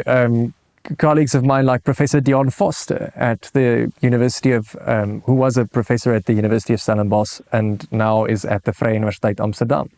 Brilliant minds that constantly reflect on these ideas of whiteness in a post-apartheid society. And I think that in this, multicultural society, we need to less focus on Afrikaners as an ostensible or as a de facto, self-identity marginal figure. Rather, I think that, and I remember Chester Missing asking me that same question, like, what does the new Afrikaner identity look like? And I told him, well, why not just South African? Why can't we not have a national pride in similar to what we see in the rugby games, but the simultaneous sort of nostalgia and humor that we experience when we see a guy on social media fighting with a taxi, or when we hear the song Amagwinya, we sing along, or when we hear Ngalagata, we dance along with it. So I think that cohesion needs to take place more than conversation needs to happen. Because yes, it's brilliant for these individuals, for example, to have the idea of not in our name. But I think simultaneously we need to have a more integrated conversation and a younger voice. My apologies, could the reason for the absence of the younger Afrikaner voice have something to do with the fact that they resonate with the arguments put forward by these fringe groups that says you are being blamed for something that you didn't commit? You are perhaps part of the beneficiaries of apartheid, and for that reason they feel alienated from the broader South African space, and therefore resonate with the fringe argument. They might not necessarily fully support everything about that fringe argument, but they resonate with the idea that says we have been excluded from the broader South African narrative because we're white. But our very youth is testament of the fact that we shouldn't have to shoulder some of that liability. Yeah. How do you respond to that? I think, yes, as I said earlier, there's nothing saying that those born free should take responsibility for apartheid. Nobody expects us to take responsibility for apartheid. I think empathy goes a long way. And I think once you understand by moving beyond your own frameworks and your own lived experience and start stepping into the shoes of others, you see things differently. And I mean, I had to do that because I remember before I engaged or got into university, I've been in more townships before university than most people have been. And simultaneously, this idea of self-determination you also referred to earlier, what's wrong with the idea of existing simultaneously? Don't we already have that? Don't we already have people in Pretoria East who live in a sort of estate and have people in Plastic View staying in a township next to one of the biggest Afrikaner Christian churches in South Africa, ostensibly in Pretoria, which is quite frankly, a mega church. You know, that wealth distribution still remains a thing. The fact that majority of the population are in townships still remain a socio-economic and systemic crisis.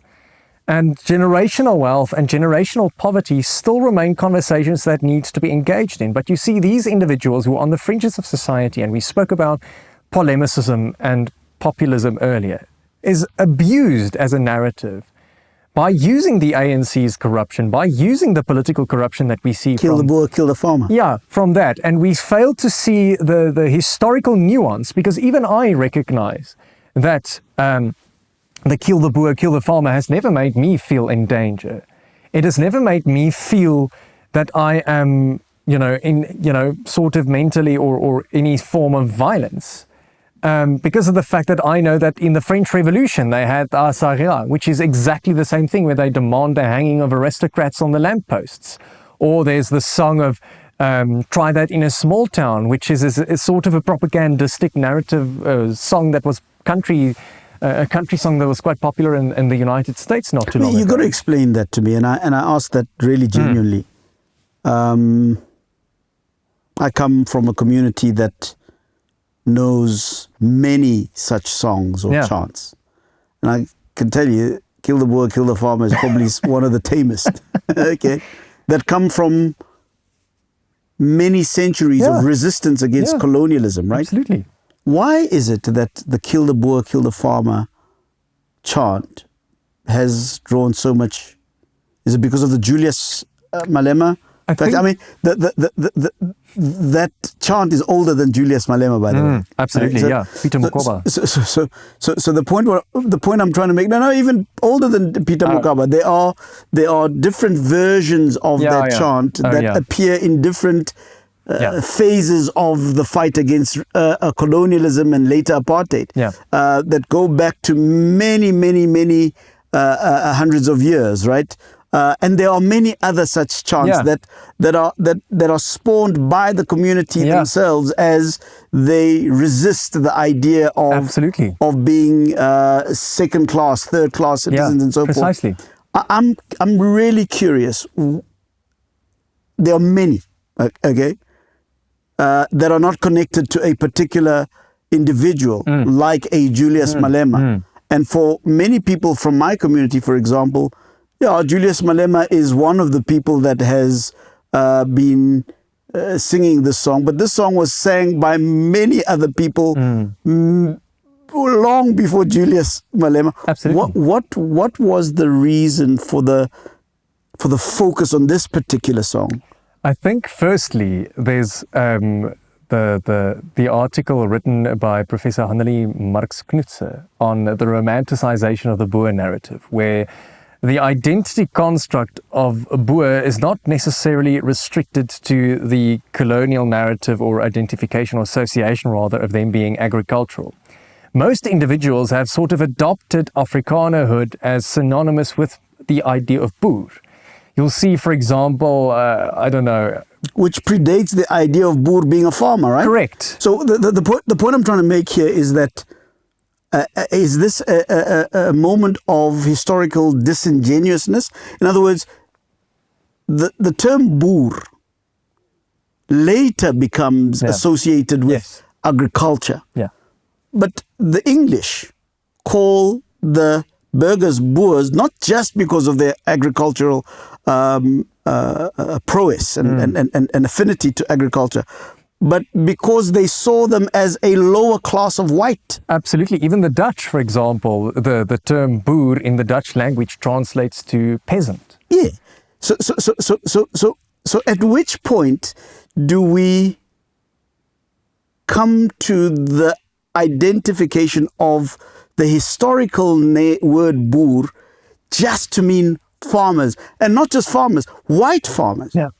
Where does that come from? I think the fact of the matter is just we're coming to historical revisionism and mythologization. Appropriation, yeah. There's a brilliant scholar of history, Elizabeth van Heiningen, who said that after the what do you call it, English concentration camps and the Anglo-Boer War, there was a lot of Afrikaner nationalists who appropriated the history of the Anglo-Boer War and romanticized it as part of their nationalist project. Remember that in 1938, which was the very first celebration of the centenary of the Great Trek, was used at the Voortrekker Monument to sort of solidify and establish a nationalist identity project of the Afrikaner, which gave birth to their sort of romanticization of Nazi Germany, where you've got several Afrikaner officials going to Nazi Germany, even Robbie Leibrand, who's ostensibly one of the most famous Afrikaner Nazis who grew up in Potch. So there's a continuum in this romanticization of history and this historical revisionism that turns into a nationalist project among Afrikaners. But I think explicitly today, this idea of boer is similar to, psychologist. It's an occupation. And while we can acknowledge that farm murders are opportunistic crime, these fringe groups once again are hijacking a narrative of grief from their own people and using it to advance their own political agendas. Legitimate grief, by the way. Legitimate grief. Because I think somebody's going to be listening to this conversation and suggesting that there is, for example, a glorification. No, not at all. Of the murder of white farmers. I don't think that anybody's doing that. No, absolutely not. Secondly, because it's horrendous. I completely agree. So, but and so the fear is legitimate. I get it. I mean, I get it. But what you're saying to me is that it is the weaponization of legitimate grief. But also, again, with revisionism and anachronisms, because of the fact that the idea of a farm murder is very nuanced or applied biasly, politically, if you will, in terms of not reflecting the broader victims of farm murders. Because of the fact that if we have a conversation about farm murders, what is a farm murder? A murder happening on a farm. It's not ethnically motivated. It's not, ideally motivated. There's been that other farmer from KZN, who, even though was murdered on his own property, was a farmer. Does that not count as a farm murder? Why not? I mean, the reference to that particular story, there was a big argument on social media about I remember. How Kriel calls the murder of a black farmer rural crime versus farm murder. Right? Yeah.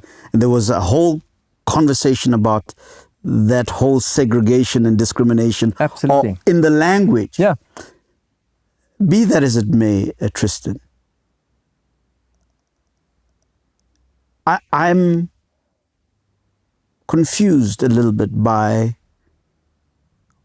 the idea that an individual like Julius Malema can be so magnified with reference to a song that predates Julius Malema, Yeah. that is part of the struggle history of African people. And the struggle comes from a history of unfortunate, sad, brutal domination of a people who was struggling. And many of us have said that at this juncture, at this moment, that song is irrelevant. It shouldn't be sang. But you're not going to tell people, you may not sing this song. No, I mean, look at Steve Hofmeyer, who actively sings the stem at his concerts. Sure. And my sense is that I don't want to go to Steve Hofmeyer and say, you may not sing die stem. Because of the fact that as the courts have ruled with Julius Malema's song, it's offensive to some, but Sure. it's still freedom of speech. Precisely. So my question is,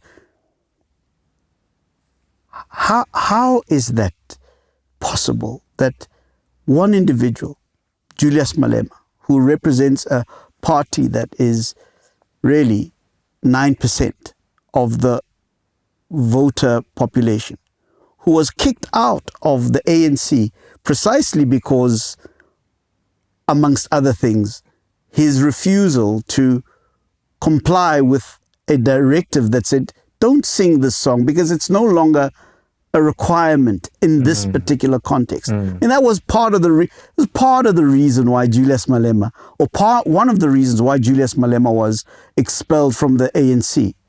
And yet there's this call to say that more condemnation for this particular song, when there are many other songs that also exist that come from a particular context in our history that are offensive. But so is the Voortrekker Monument an offensive presence in this country. Yeah. So is the singing of Die Stem an offensive presence in this country. So are many other relics of our history very offensive, and yet we find ways of living with each other. Yeah. And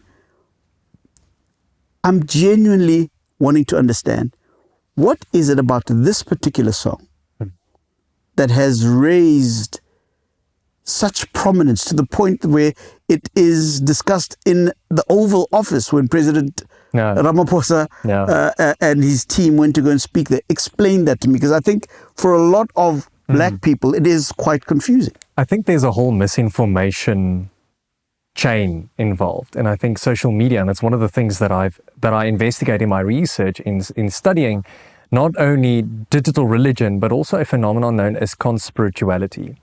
Now, conspirituality is this idea of where you've got an evil cabal, similar to populism, where you've got someone that is an evil cabal and sort of forcing and sort of a narrative with regard to your oppression. But it's sort of also religionized. It's sort of this identity that is also spiritualized.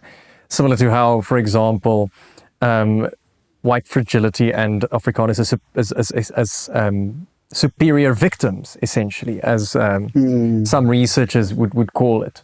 So this idea is mobilized, and mainly the reason why Trump posted those things in the Oval Office was because of a whole disinformation network that is thriving on social media. For example, on X currently, where there is and I've recently, for my own research purposes, compiled an entire spreadsheet full of fake accounts that perpetuate disinformation about South Africa on a daily basis. It's like their raison d'etre on X is to sit there, repost stuff, and promote disinformation.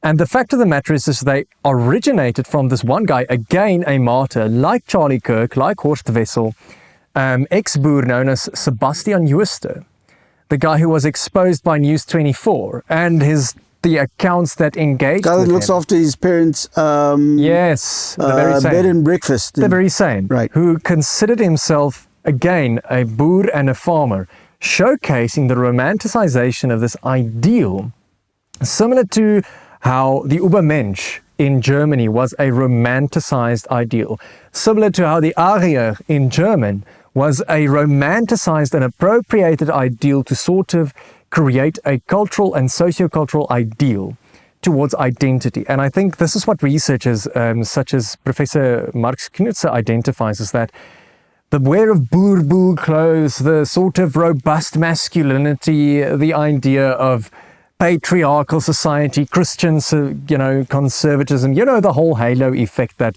ostensibly people associate with being good and moral and contributive civilized individuals is what characterizes this Boer identity as a construct. And the romanticization of it is dependent on historical revisionism and romanticization as well as anachronisms with regards to history, with regards to heritage, and with regards to political sciences. And as I said earlier, the song of Julius Malema, even scholars across the board acknowledge that the song carries on an oral tradition that is found in a lot of cultures as a form of oppression. I've recently done a study on Anashid Wataniya within Islam, a form of political chants that is found within Africa. That emerged since the Intifada and during the occupation of Palestine, where the vocalization of oppression and violence is symbolized through religion and sort of filterized. They call it artivism, where art features as a form of activism. And I think there's also a lady called Louise Gray. I think her article or her book is open access, but the title of the publication is Can Music Kill? Louise Gray, I think the thing was published in 2010, where she said that, yes, it can motivate people to kill. And I think that is where the epistemological reference of the two people differ, where white people still view the African individual as an uncivilized being frothing around the mouth with foam every time they hear the word Afrikaner and Boer, which is exactly the opposite. Instead, it has been the quite opposite of Afrikaners who froth around the mouth with, rabid anger when I criticize Trump and the American regime and even Christian nationalism in South Africa. So, which brings me back to my earlier point that every accusation is a confession. And I think that in this case, where this romanticized identity emerges with the resurgence of Afrikaner nationalism, and I wish to point out that Chumbawamba, a very prominent Irish protest sort of punk band, I think sang the song Nazi, where she said that they all came out of the woodwork on the day the Nazi died. So it's not that the Nazi went away. It's not that this ideal of nationalism, which in the words of John Foster, of Christian nationalism and intertwined with National Socialism and fascism, is gone away. That nationalist construct has been shown time and time again to be connected to fascism, and they've been strange bedfellows with the church ever since. And I think that this romanticized, mythologized, and I tend to refer to it as a mythology because of the fact that it is in fact an oral tradition which gains a spiritual momentum and a political momentum, which is reinforced by a disinformation network with one goal and one goal alone: to restore the white legitimacy that was under apartheid. And that is what people don't understand. And I spoke to the journalist who exposed the Boer, or the ex-Boer on X. He was accused of being a scapegoat, or he was thrown to the cleaners. The poor guy was absolutely lambasted and doxxed on social media purely for exposing a dangerous guy. And recently, the World Bank, or the World Economic Forum, rather, listed as one of the top 5 dangers to society in the next 10 years, misinformation and disinformation.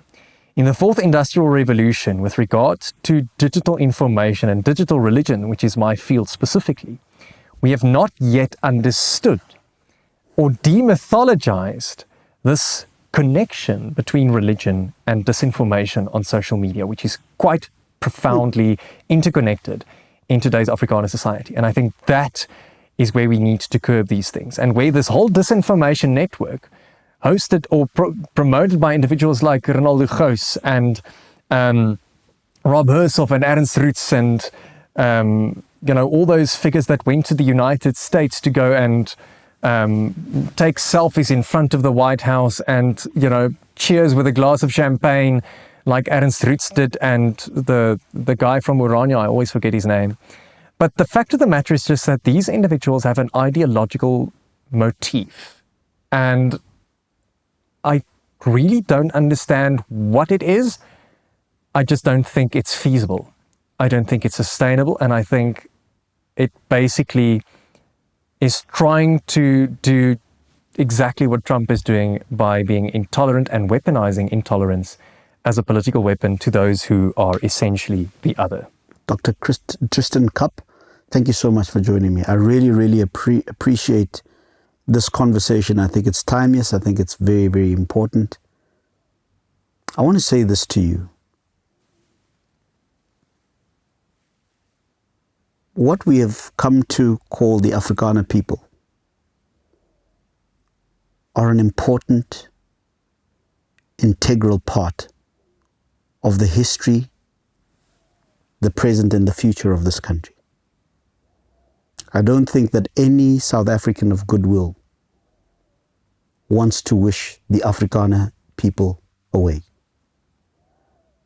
I personally admire Afrikaners.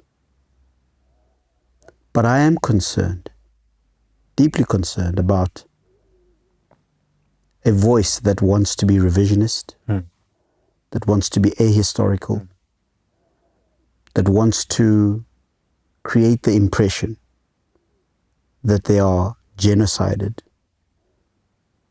that they are oppressed. I'm concerned about that group. So am I. Because they are determined, resourced, and are able, in my opinion, to undo a lot of work that has been done by human beings of all hues in this country. And I am increasingly seeing them not just as a minor irritation, but as a true existential threat. I agree. To humanity. And I wonder what the solution is for that. Because it appears to me that it is impervious to conversation. I think, first off, thank you for having this conversation. It's something that's very dear to my heart. It's something I'm passionate about. And I wish more people would have it. And I wish I weren't the one sitting here having this conversation. But I believe someone has to. The fact of the matter is just that I recently spoke to an individual, or it was actually last year, a journalist who was intimidated by Willem Petzer, who told him how much money his channel makes and how he basically bullied this journalist. And I heard the same story from another podcaster not too long ago, but the fact of the matter is just that it shows to me that there's money behind these things. And I think that, as I've spoken to some other media figures, establishing the financial benefactor, understanding where these things come from, getting at the roots of the thing, because they thought that Ex-Boer was the head of the snake. Clearly he wasn't. Because what happened, they cut off him and 2-3 more grew back. And I think more pop up every day. So I think the problem is not necessarily, individuals. Because I think that it is important to not shy away from these individuals. I think that as what Karl Popper essentially taught in his book on the paradox of tolerance is to be intolerant towards these individuals. That doesn't mean censorship. That means engaging with them and exposing the disinformation that they are peddling. And I think simultaneously to curb misinformation and disinformation through factual engagements by not fuming the flames of these individuals' rhetorics, but not engaging with them directly, essentially, but exposing these narratives and using the platform to reframe the narrative in your own communities. And I think that is the most powerful thing is in today's society is information. I think that what characterizes the 21st century out of all the histories is that I think that we are uniquely confronted with ideologies, with social injustice. And I think for the first time in our entire existence, we are having conversations about these things. And I think that discourse is important, but not in the polemicist sense, where there are individuals who are the what do you call it, those who you want to lambast or sort of create political demagogues out of, but rather individuals who are mutual interlocutors. But there is unfortunately no way of reasoning with individuals who have considerably sided themselves on a side of information and history and revisionism and even fundamentalism because of the fact that, you know, arguing with a fundamentalist or arguing with individual who is drunk on historical revisionism is like reasoning with a pigeon or playing chess with a pigeon. The pigeon lands on the chessboard, knocks over all the pieces, shits on the board, and then struts around like it's the winner. And so I think that having such a conversation isn't fruitful. Playing chess with a pigeon is silly. So use the audience, I think, that I believe we have, and sort of have more strenuous enforcement of laws such as tolerance versus intolerance. I think that is important. And I think that the government should do more in cracking down on digital platforms and policing these platforms. But that's expecting a lot because of the fact that they cannot even arrive on time when a person is murdered, whether it be on a farm, whether it be on a township. So I think that we've got a lot of work to do for the country, but I think that instead of waiting for the government to fix our problems, I think communities taking things in our own hands is something that is relevant. I've certainly gone out of my way to use my research as a way to sort of combat false narratives. And I mean, this is how this conversation emerged, which shows to me that what I'm doing has impact. What I'm doing has relevance. And I think that if more people would do this, if more people would use their platforms to advocate against this injustice, which is information. I have no time for propaganda. I have no time for disinformation. And I have no time for intolerance.